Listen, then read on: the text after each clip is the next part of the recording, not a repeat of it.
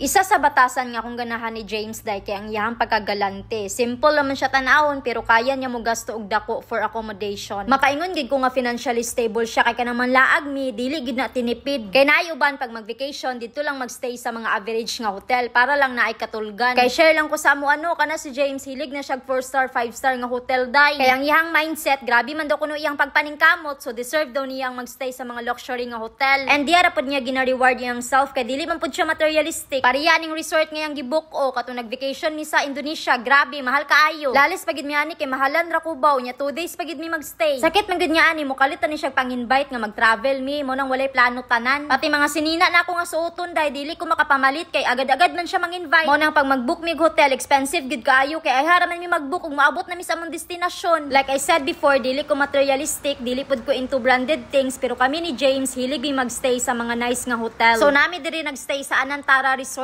Uluwatu, Bali, Indonesia. And guess what? Bilang ilang per night diri day. Tag 25,000 pesos lang naman per night nga room ang ihang nabukan na nga time and kana na lang gi-available. Kay di ba gikan mi ato sa Radisson nya abay ra man ni sila day nya di na siya ganahan magbaklay-baklay or mangita pa di diretso na lang mi diri. Isa ni siya sa pinakamahal ang laisyo nga resort nga muna stayhan. Ang tungod sa kadako sa area day maglisod mig kita. Mabuang kag pangitaay sa CR ani day kay mubuto na lang imong pantog wala pagyapon kakaihi. Piste kaluag ba ani nga resort na wala naman ang ko. Wala ko kadumdum sa agyanan, dagan kaayo pa sikot-sikot. Kayo na kay kuday. Yawa kahago ba ani ay musaka patas taas. Dito sa ilahang pinakalabi. Hago kay day. Tanawag gid na siya sig panawag. Sa kadako sa resort di mi kakita. Laan ako din sa taas dum. Lingi-lingi sad. Nawad ay gipangitaan akong CR nila diri day. Maabtan pamantaan ig isa ka tuig aya na to aya ta makaihi. Wa gid na ako makita day. Di-give up na lang ko day kay wag na ako makita ang CR. May gani kay ready na among room, pwede na mi maka-check-in. Morning 25,000 per night nga room. O first time ka makastay ani, ma-amaze gid ka kay super spacious kaayo. Kung i-rate na ako ni siya nga room, na siya sa 7 kay for me super basic ra kaayo ang design, nating special. Ako lang yung isa sa ganahan diri kay lang bathroom na siya duha ka CR. So di na mo kinahanglan maginulata kinsay una maligo kay gidagsaan naman mong duha. Nakapamahal gid ani nga room day kay naa siya direct nga pool access. So paggawas nimo naa siya infinity pool plus ocean view dayon ang jacuzzi. Basta luxury hotel gani day the best kay na sila og service. Na-touch ko ani ni ate girl day kay murag na feel niya ba nga na feeling well ko so gihatdan ko niya og ginger tea para daw ma-feeling better ko, di ba? Kay 2 days na ko nagilantan ani day nya sakit pagid kay akong tutunlan to the point nga maglisod na ko og tulon. May gani gihatdan ko nila ginger tea nga naay honey medyo na okay ra kung ginhawa. Hi guys, so manggawas mi karon kay maadto mi sa Padang-Padang Beach kay medyo distansya siya kung aha mi nagstay. So that's like 11 minutes from our hotel. So mag-rent na po mi og motorbike pero dito ra gyapon mi mag-rent kung aha mi nag-rent kagahapon. Samo kayo kay every time nga manggawas mi naagid na sa around 5 PM. Like pangit-ngit na pero good thing diri is maskin 6 PM or 7 PM hayag pagyapon siya day. Money sa reason day nga maglalis mi ni James every time magbook siya mahal nga hotel kay most of the time magsige mami gawas-gawas. Kay murag walay sense if mahal kayo inyong accommodation nya dili ninyo mapakinabangan kay magsigira mo og laag. Mas okay ra siguro ko if kanang average lang nga hotel bitaw di gud kanang tag 20,000 per night na kay huy mahal kaayo. Mo din yang mangyadtuan nga beach day mga 10 minutes drive ra from our hotel. Wala kay nako ni na-appreciate nga dagat kay hugaw kaayo dagan basura mas nice pa man ang Siargao ani. Wala pud sila mga food stall or mga bars like dagat ra gud siya day. Ano siya saka oh.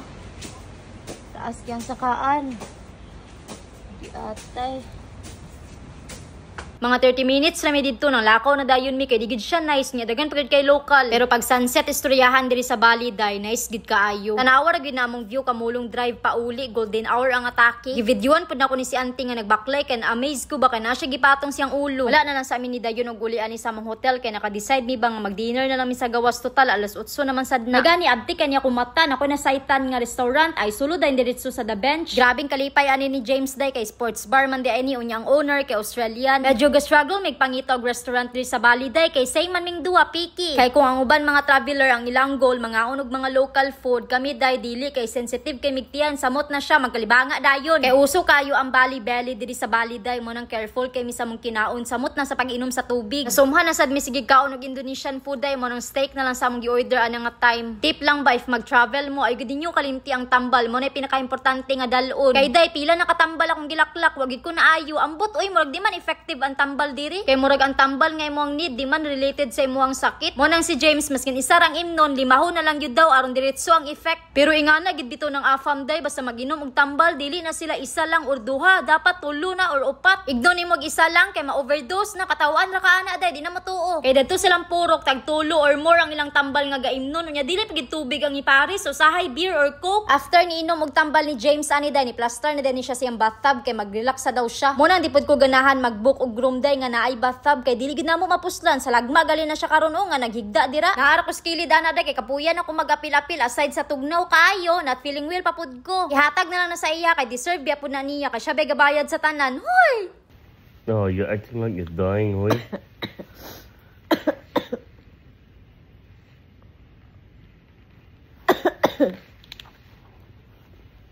Oh, kaayo.